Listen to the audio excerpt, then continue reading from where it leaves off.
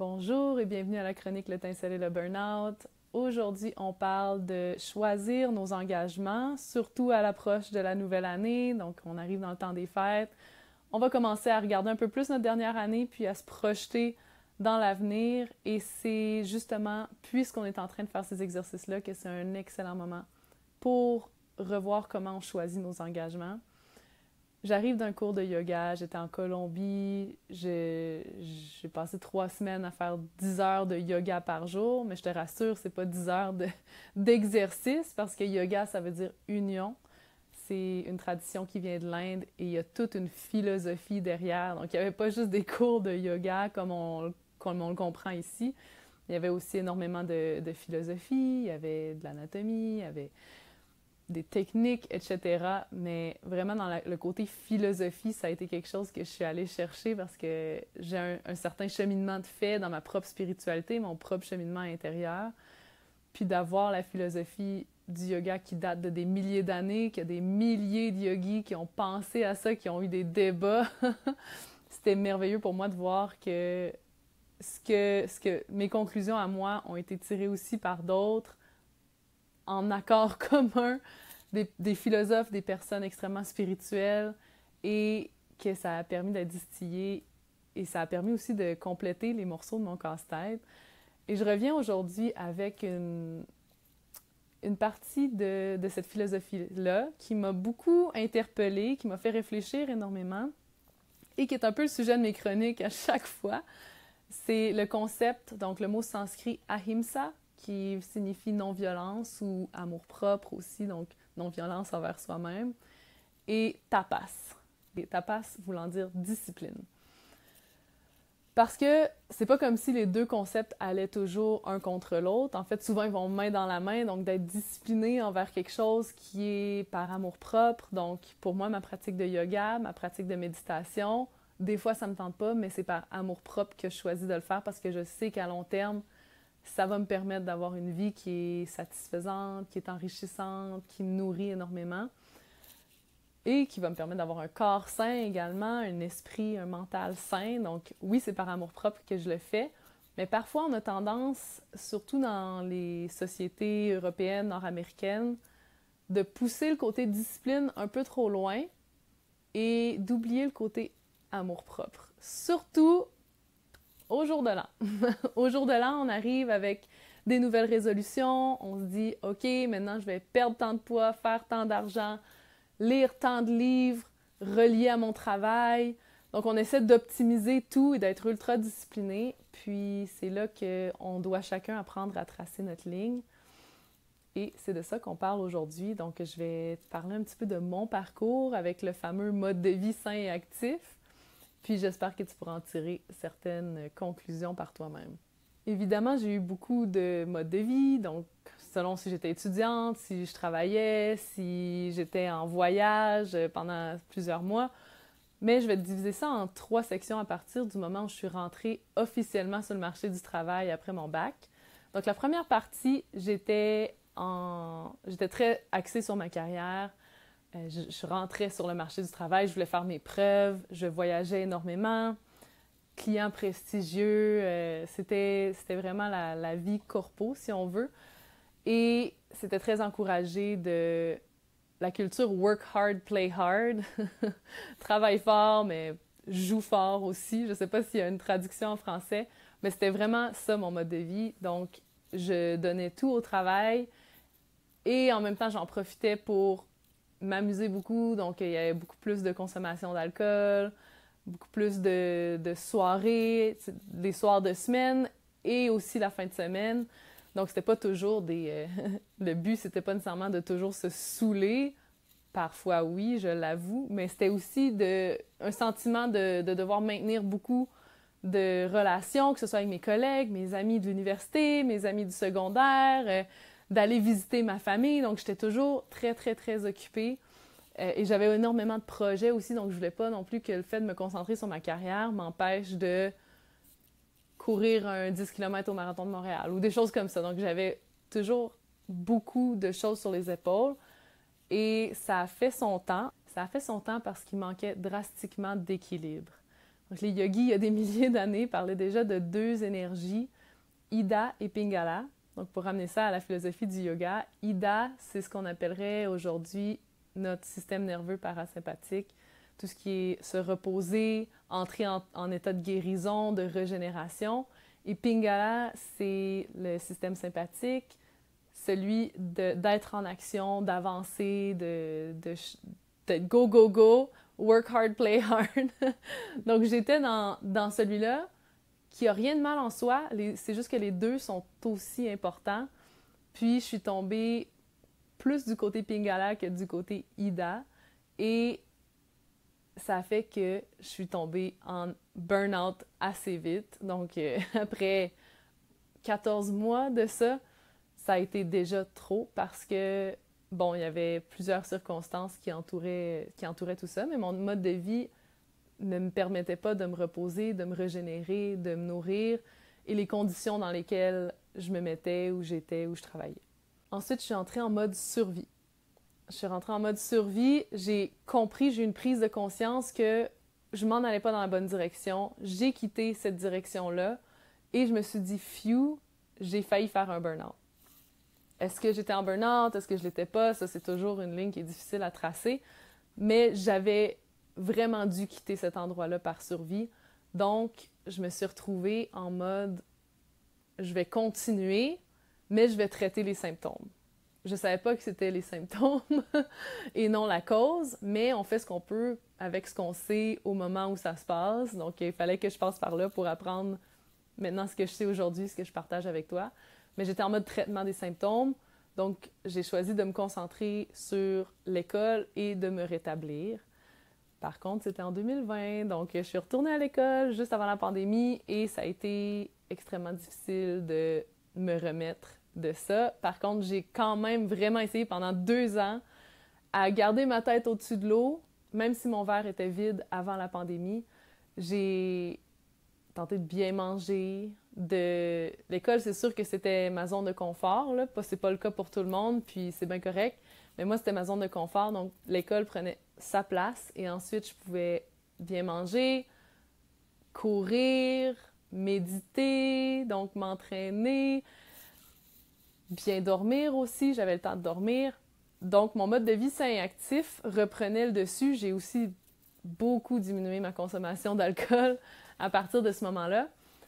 Mais ça n'a pas été suffisant, comme on peut le voir, parce que j'avais mon mode de vie le plus sain et le plus actif au moment où j'ai quitté le marché du travail pour faire un arrêt de travail, puis retomber en mode Ida complètement, guérison. J'étais allée trop loin du côté Pingala dans ces années-là et j'ai pas refait le retour du balancier suffisamment en choisissant d'aller à l'école et de traiter mes symptômes. En partie parce que j'ai choisi d'aller à l'école, peut-être, mais aussi parce qu'il y a eu beaucoup de circonstances hors de mon contrôle qui se sont rajoutées à la situation. Un gros 7 mois de pure guérison plus tard, je suis retournée tranquillement sur le marché du travail à 3 jours par semaine. Donc, j'ai été totalement du côté Pingala au début. Là, je suis retournée du côté Ida. Et maintenant, je retrouve tranquillement un équilibre.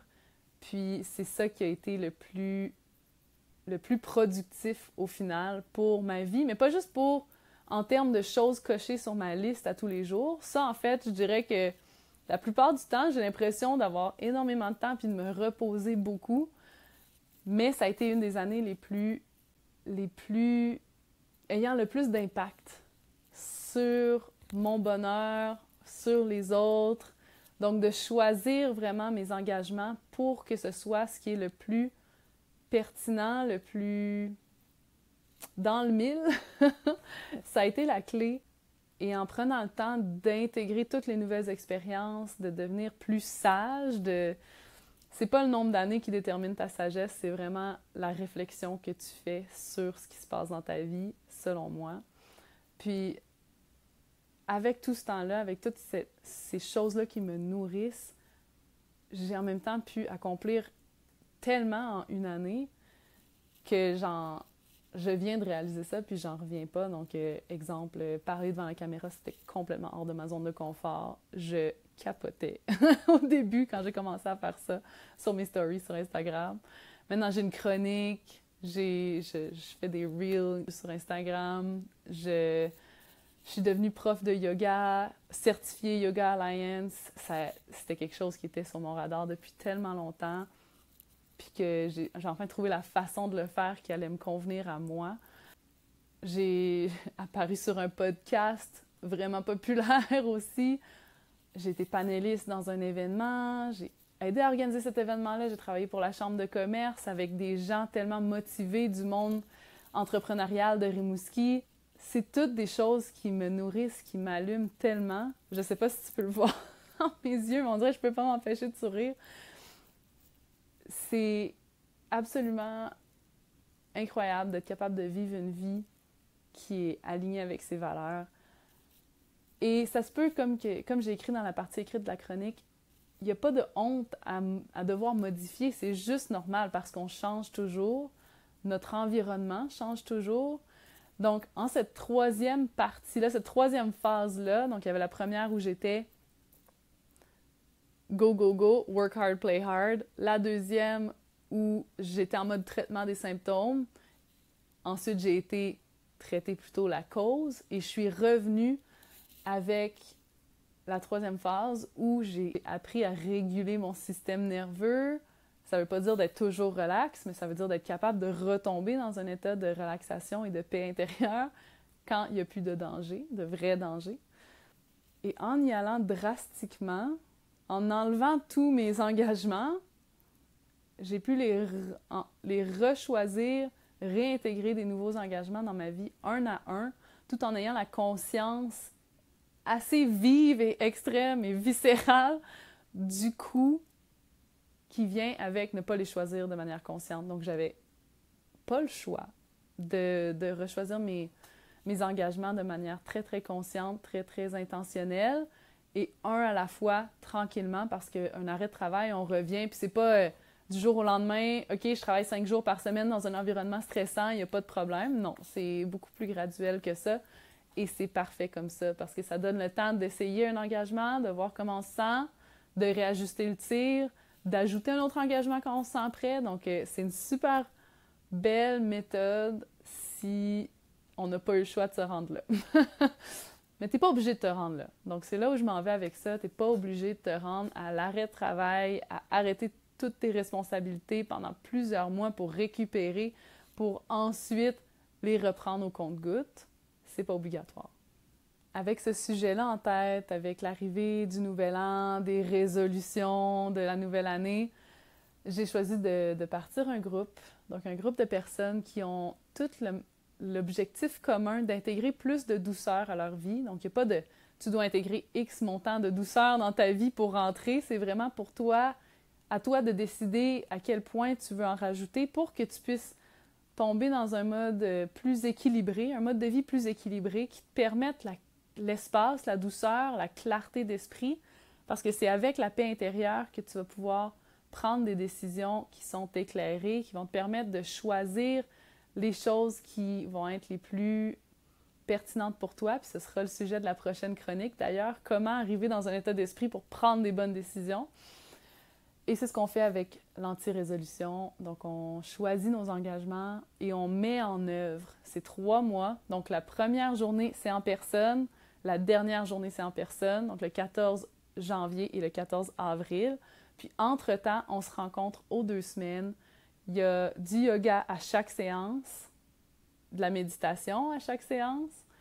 Et ça nous permet d'entrer dans un état où on peut se faire coacher également à chaque séance, dans un état où on est apte à prendre des décisions et on comprend l'intérêt aussi de mettre en œuvre les changements qui ont été mis en œuvre parce que souvent quand on reste dans notre quotidien avec les gens qui nous entourent, en général, on a tendance à rester dans le statu quo parce que quand on a une révélation, on n'a personne avec qui le partager, qui partage un peu les mêmes défis et les mêmes objectifs de vie pour confirmer puis nous aider à mettre en place ces changements-là qui sont nécessaires pour atteindre une vie qui est beaucoup plus satisfaisante, beaucoup plus nourrissante, gratifiante.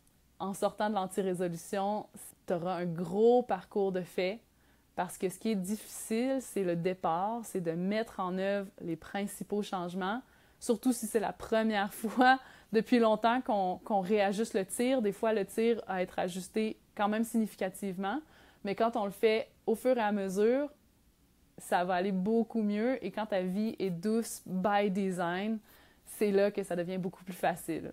Mais le groupe et le coaching et les outils comme le yoga et la méditation entrent en compte ici. Donc, c'est pas pour rajouter des choses à ton horaire, c'est vraiment, justement, on se rencontre aux 2 semaines en virtuel pour accommoder les personnes occupées. Mais l'objectif, en fait, c'est d'alléger ton horaire, d'enlever des choses qui sont peut-être pas pertinentes, garder celles qui sont importantes pour toi, te permettre d'être plus présent, d'être plus attentif pour ces choses-là et d'en tirer le maximum de bénéfices pour ensuite avoir de la place peut-être pour rajouter quelque chose qui manque à ta vie. Donc, on reconsidère ce qui est important pour toi. Puis, il n'y a pas une réponse pour tout le monde. Malheureusement, je ne peux pas te dire, moi, j'ai fait ces changements-là, donc toi, fais les mêmes changements. Ça dépend de toi, de tes valeurs, de ta vie, de ton bagage, de ton contexte, de tes finances. Il y a tellement de facteurs à prendre en compte. Et c'est pour ça qu'un accompagnement personnalisé dans un petit groupe, le petit groupe qui permet ce filet social-là, qui va te donner la poussée nécessaire pour que tu avances dans cette direction-là, c'est avec tout ça que tu vas pouvoir plus facilement mettre en place tous ces changements-là, avec tout le soutien, le support que tu vas avoir. Donc, pour réserver ta place, va dans la partie écrite de la chronique, il y a le lien pour réserver ta place à l'anti-résolution. Il ne reste que 3 places. Alors, j'espère te voir en janvier 2024 chez moi pour une belle séance de yoga, de méditation, un atelier pour démarrer le groupe et passer l'hiver avec toi. Donc, prends soin de toi. On se voit à la prochaine chronique.